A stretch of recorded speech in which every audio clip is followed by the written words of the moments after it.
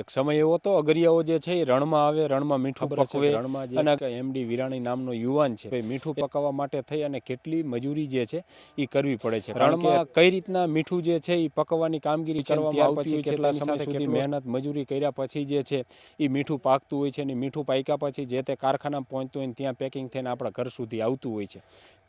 આપણે Halvad breaking news આપણી મુલાકાત લીધી. તો આ કોઈ જે તમને દેખાય ને એના અંદર જ આપણે ખારું પાણી નીકળી દેખાડી. હવે તો આ પાણી છે ને 16 ડિગ્રી પાણી આવે અત્યારે આપણે ડિગ્રીથી એટલું પણ આપણું ખારું પાણી છે ને આપણે 12 ક્યારા બનાવ્યા બરાબર. તો 12 ક્યારામાં આપણે ભરાય. આ ડિલ્લાયર કેટલું મીઠું સોટી ગયું છે તો આ જ મીઠું આગળ જતા આ જ મીઠું બને ખાણીને આપણે હજારો ટન દર વર્ષે મીઠું થાય અને આપણે આવી રીતે જ મહેનત કરી અને આવી દર વર્ષે આપણે મીઠું પકવી.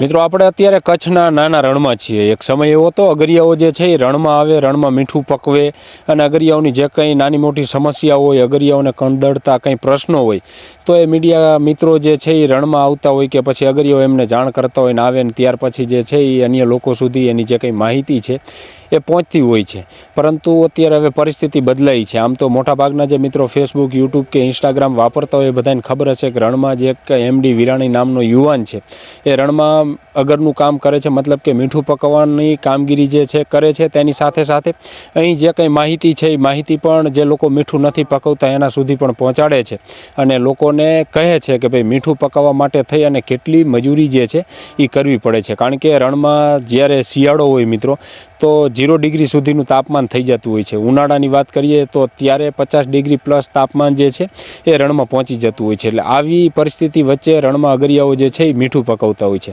આ એમડી વિરાણી નામનો યુવાન છે એ રણમાં નાના મોટા જે કંઈ ટૂંકમાં જે કામ નહીં કરે છે એના વિડીયો જે છે એ સોશિયલ મીડિયાના જુદા જુદા પ્લેટફોર્મ ઉપર મૂકી અને લોકોને માહિતગાર કરતા હોય છે. આપણે પણ આજે રણમાં આવ્યા હતા. આપણે પણ એ એમડી વિરાણી નામનો જે યુવાન છે યુવાન સાથે થોડી વાત કરવી છે. તેની સાથે રણમાં કઈ રીતના મીઠું જે છે એ પકવવાની કામગીરી કરવામાં આવતી હોય છે, તેની સાથે કેટલો સમય રણમાં રહેવાનું હોય છે, મીઠું પકવવા માટે જ્યારે અગરિયાઓ રણમાં આવે છે તો પહેલાં શું કામગીરી કરવાની હોય છે અને ત્યાર પછી કેટલા સમય સુધી મહેનત મજૂરી કર્યા પછી જે છે એ મીઠું પાકતું હોય છે અને મીઠું પાક્યા પછી જે તે કારખાનામાં પહોંચતું હોય ત્યાં પેકિંગ થઈને આપણા ઘર સુધી આવતું હોય છે. એટલે એમડી વિરાણી નામનો યુવાન છે. આપણે વધુ માહિતી તેની પાસેથી જ લઈએ. આપણે હળવદ બ્રેકિંગ ન્યૂઝ આપણી મુલાકાત લીધી. આપણા અગરિયાનો થોડુંક આપણે આપણા પાટે આવ્યા તો સૌથી પહેલાં થેન્ક યુ ભાઈને, મેહુલભાઈને. તો હવે તમને થોડી ઘણી આપણે માહિતી દઈ કે મીઠું કેવી રીતે બને અને કેટલી મહેનતથી બને. તો સૌથી પહેલાં હું તમને સમજાવું કે મીઠું બની પાણી ક્યાંથી આવે. તો સૌથી પહેલાં જો ભાઈ તમે જો આ કોઈ દેખાય તમને અંદર જો આપણી મોટર ચાલુ છે તો આ કોઈ જે તમને દેખાય ને એના અંદર જ આપણે ખારું પાણી નીકળે. હવે તમે બધા વિચારતા છે તમારા પાસે એક પ્રશ્ન હશે કે ભાઈ પાવર ક્યાંથી આવતો છે. તો પાવર આપણે જો સોલર પેનલ લગાવી છે દેખાય તમને. આપણે 12 પેનલ લગાવી છે, 5 HP ની પેટી છે. એમાં વધુથી વધુ આપણે અત્યારે 5 મોટરું ચાલુ છે. અને જો કે તમે વાડીમાં ઉપયોગ કરો તો પાટનો ડેટ કોઈ પણ હાલે. અને આ જગ્યાએ તો વધુથી વધુ આપણે અમુક અગરિયા 3 મોટરું હાકે પણ એ આપણે તાણ થોડુંક ઓછું છે ને એટલે 5 જેટલી મોટરું હાલે. તમને કંટ્રોલ પેટી પણ દેખાડું. ચલો હાલો આ સાઈડ આવો. જો કે જો આપણું આ સાપરું છે એના અંદર જ આપણે બાપાએ બધું ગોઠવું છે બધું. હા અને આપણું જો આ સાપરું છે આ આપણું કંટ્રોલ પેટી અને જે આપણું બોર્ડ છે આખું આપણે દેશી ભાષામાં તમને સમજાવું. જો એમાં 5 આપણા ઘોડા લગાવેલા, એક છઠ્ઠો એક્સ્ટ્રા છે કોઈ બીજું કામકાજ હોય તો એના માટે કરી ગઈ. સાઈડમાં આપણે મોબાઈલ ચાર્જર છે એ બધું છે અને તમને સાપરું દેખાડી દી. સૌથી પહેલાં જો આ આપણું સાપરું છે. હવે મેન વસ્તુ તમે વિચારતા કે સાપરું શું કાંઈમાં આવે. તો સાપરું આ શિયાળામાં અને ઉનાળામાં કાંઈમાં આવે. શિયાળામાં આમાં એટલી ટાઈટ પડે ને કે તમે રાતે રહી ન શકો. ઉનાળામાં એટલો તડકો પડે કે તમે એટલો તડકો અને લૂ એટલી પડે કે તમે રહી જ ન શકો. એટલે સાપરું શિયાળામાં એટલું જરૂરી છે અને ઉનાળામાં એટલું જરૂરી છે. હવે તમને જે આ પાણી દેખાય છે તો આ પાણી છે ને આપણે મોટર તમને દેખાડી અને કોઈ દેખાડી તો આ પાણી છે ને 16 ડિગ્રી પાણી આવે. અત્યારે આપણે ડિગ્રીથી આપણે માપેલું છે પાણી. જે પાણી દેખાય 16 ડિગ્રી આવે. જમીનમાંથી જ આ પાણી છે ને 16 ડિગ્રી નીકળે છે. એ હરવે આપણે છે ને આપણે ગરમ કરવાનું બાષ્પીભવન. જે આપણે ફૂલ પ્રક્રિયા આવે ને જેમાં આપણે દરિયામાં જે પ્રક્રિયા થાય, જે આપણે વરસાદ થાય એ જ પ્રક્રિયા અહીં થાય. જો કે આપણે જે આ બધું પાણી પડે ને બધું પાણી આપણે 12 ક્યારા બનાવીએ. આપણે અગરિયાની ભાષામાં કહેવા જઈએ તો ગામડા. તો આપણે બધા ગામડા બનાવીએ. એવી આપણે જે આ એક કુઈ છે ને આપણે એક કુઈ નહીં એવી કુલ આપણે 5 કુયું છે. તો 5 કુઈના પાણી છે ને આપણે આ ગામડામાં પડે. ગામડા કહો, ક્યારા કહો કે જી કોઈ તો બધું પાણી છે ને આપણે એકઠું કરવાનું. સૌથી પહેલાં છે ને આપણે 2 મહિના તો અત્યારે ઓલરેડી થઈ ગયા છે અને 2 મહિનાથી જે આપણે કામકાજ મીઠાનું ચાલુ થઈ ગયું છે તો બધું પાણી આપણે એકઠું જ કરી. અત્યારે પાટા તો આપણે તૈયાર થઈ ગયા. તમને પાટે જઈને દેખાડું કે આપણે મીઠું કેવી રીતે બનાવ્યું. આ તો નોર્મલી જે આ વસ્તુ એમ તો આપણે પાણી ભેગું કરવા માટે છીએ. હવે જેટલું પણ આપણું ખારું પાણી છે ને આપણે 12 ક્યારા બનાવ્યા, બરાબર? તો 12 ક્યારામાં આપણે ભરાય છે.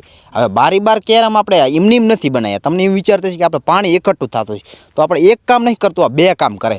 પહેલી વાત કે પાણી તો આપણે ભેગું કરે છે, અને બીજી વાત કે આ પાણી આપણે ડિગ્રીમાં લાવે. આ પાણી હવે શરૂઆતમાં પડે આપણે 16 ડિગ્રી પાણી, અને એ હરવે ક્યારામાં જેવી રીતે પહેલાં ક્યારામાં 16 ડિગ્રી હોય એવી રીતે બીજું, ત્રીજું, ચોથું એવી રીતે આગળ આવતા 17 ડિગ્રી થાય. જો કે અહીંયા આવતા આવતા આપણે 18 ડિગ્રી થાય. અને જ્યારે અહીંયા આવી જાય ને, હવે સૌથી પહેલાં તમને સમજાવું કે અહીંયા આવી જાય ત્યારે પાણી છે ને 20 ડિગ્રી જેટલું પાણી થાય. હવે તમે વિચારતા કે મીઠું કેવી રીતે બને, તો સૌથી પહેલાં તમને ખબર જ છે આપણે ગારા કામ કરી, પાટો તૈયાર કરી. તો સૌથી પહેલાં તો આપણે પાટો જ્યારે ચોમાસામાં આવીને ત્યારે બધુંય ફેંદી જાય, કંઈ આમ સુમસાન જ રણું, આ બધી પારી બધી ફેંદી જાય. ત્યારે આપણે ગારા કામ કરવું પડે. જો તમને ગારો દેખાડું, આ બધો ગારો ખારવાળો ગારો છે. આ ખારવાળો ગારો આપણે પાવઠા બાંધવાના. સૌથી પહેલાં આપણે આ ગામડા બાંધવાના. જો કે તમને દેખાતા જશે આપણે ગામડા બાંધ્યા. પછી આપણે આ પાટો તૈયાર કરવાનો છે, તમને દેખાડું. પછી આપણે આ પાટો તૈયાર કરવાનો, એને આપણે પાવઠા બાંધવાના. બધાને આપણે આટલો ગારો ચડાવવાનો. પાવઠા બંધી જાય પછી આપણે આ પાટો તૈયાર કરવાનો. જે તમને પાટો દેખાય છે, હવે પાટામાં આપણે કંઈ તૈયાર કરો કંઈ સહેલો નથી. એના માટે આપણે રોડ ફેરવાનો. જે આપણે તમે કદાચથી આપણો વિડીયો તમે જોયા જ છીએ, પાછળ જોયા હોય તો તમે જોઈ લેજો કદાચથી. તેમાં આમાં આપણે 2 થી 3 હારો રોડ ફેરવાનો. એક વખત આમ ફેરવાનો, એક વખત આમ ફેરવાનો. એમ કરીને આપણે આખું પાટાનું તરિયું તૈયાર થાય. આખું સપાટ પાટાનું તરિયું તૈયાર થઈ જાય. હવે જે આ પાણી તમને દેખાય એ જ્યારે પાટો તૈયાર થઈ જાય ને પછી આ પાણી બધું છે ને આપણે છોડી મૂકવાનું. હવે પાણી છોડી મૂકી પછી આપણે પાણીને આપણે 10 થી 15 દિવસ એમનીમાં આપણે નાખવાનું. હવે 10-15 દી થઈ જાય ને પછી જે તમને આ પાટો દેખાય ને એ જ માયલો પાટો તૈયાર થઈ જાય તૈયાર. હવે તમે વિચારતા છે કે આવું થઈ કેમ જાય? હવે 10 દિવસ રાખીને એટલે જેમ આપણે પાણી તો 20 ડિગ્રી જ હતું, હવે 10 દિવસ આમાં રાખી એટલે ડિગ્રી ઈથીની વધી જાય અને મીઠાની તરી જામી જાય. જો કે તમને દેખાતી છે, જોઈ લો, આખી મીઠાની તરી જ જામી જાય છે. અને એ રહ્યું એ જ મીઠું, જે તરી છે ને એ જ મીઠું. હવે એને જ આપણે મોટું ગાંગડાવાળું મીઠું બનાવવાનું. એને બનાવવા માટે સૌથી પહેલાં આપણે ડીલો નાખી, જો અંદર નાખેલો તમને દેખાતો હોય છે, જે ડીલો નાખેલો હોય એને ડીલો નાખી ત્યારે આપણે 5 દિવસ પહેલાં આપણે ડીલો નાખી. પછી એને આપણે એમને એમ રાખીને 10 દિવસ પછી એના ઉપર મીઠું ચોંટી જાય. પછી એને આપણે એને ખંખેરવાનું. થોડોક ટાઈમ થાય એટલે પૈગી ગરડી એની મદદથી આપણે ખંખેરી નાખવાનું. ખંખેરી જાય પછી આપણે બીજી પ્રોસેસ કરવાની. એ પ્રોસેસમાં આપણે જે પાવડી આવે ને ધારદાર, તમે કદાચથી વિડીયો જોયા હોય તો એ આપણે ગહવાની આખા પાટામાં. જેમાં આપણે દંતારો ફેરવી, એક વખત આમ ફેરવાની, એક વખત આમ ફેરવાની. અને એવી રીતે આખા પાટામાં આપણે પાણીના આપણે પારા કરી નાખવાના.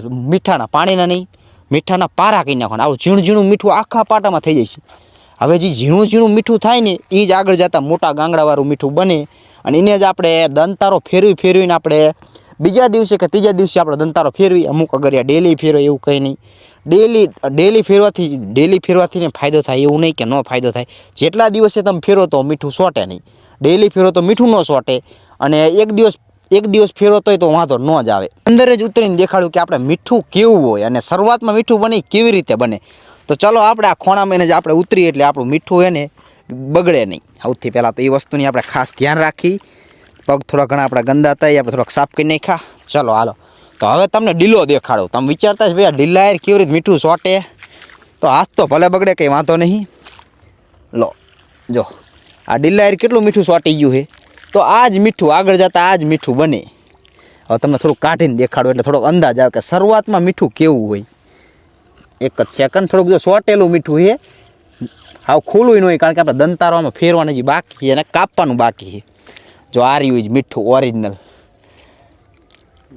સફેદ દેખાય ને આખું તમને. હાવ આખા પાટામાં તમને છે ને આખા પાટામાં તમને આવું જ મીઠું જોવા મળશે. અને આ મીઠું તમને આ જગ્યાએ જોવા મળશે. જેવી રીતે આપણે આ એક ખાનું તમને દેખાય એવી રીતે આપણે એક નહીં, એવી રીતે આપણે 3 ખાના. જો કે આપણે અત્યારે ઊભા અહીં આપણે એક ખાનું, અહીંયા રહ્યું આપણે બીજું ખાનું, અને અહીંયાથી આગળ આપણે તમને દેખાતું ત્રીજું ખાનું. એવી રીતે આપણે 3 ખાને છે. એ 3 ખાનીને આપણે 1000 ટન દર વર્ષે મીઠું થાય. અને આપણે આવી રીતે જ મહેનત કરી અને આવી દર વર્ષે આપણે મીઠું પકવી.